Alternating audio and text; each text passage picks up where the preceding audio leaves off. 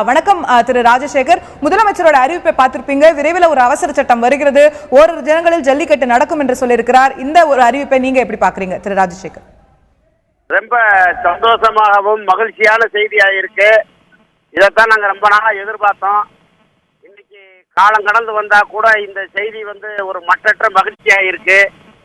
அதை அரசாங்கம் நிறைவேற்றி இந்த தமிழர்களின் பாரம்பரியத்தின் கலாச்சாரத்தை மீட்டி எடுப்பதற்காக பெரும் முயற்சி புரட்சித் தலைவி அம்மா அவர்களுடைய வழிநடத்தும் ஐயா முதல்வர் பன்னீர்செல்வம் அவர்கள் எடுத்த முயற்சி ரொம்ப வரவேற்புக்குரிய ஒரு விஷயம். இதை நாங்கள் ரொம்ப வரவேற்கிறோம்மா, இதை பாராட்டுறோங்கம்மா.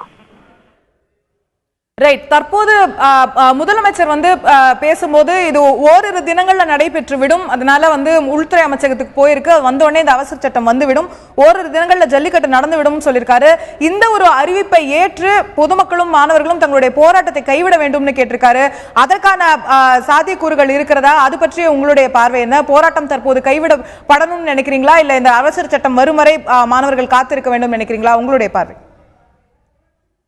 முதலமைச்சர் அதுக்கான ஆயத்த பணிகள் டெல்லி வரை பிரதமரை சந்தித்து சட்ட வல்லுநர்களை சந்தித்து ஒரு முடிவு அறிவித்திருக்கும் போது அதை நம்ம ஏற்றுக்கொள்ள வேண்டிய ஒரு கட்டாயத்தில் இருக்கிறது எனக்கு தோணுது.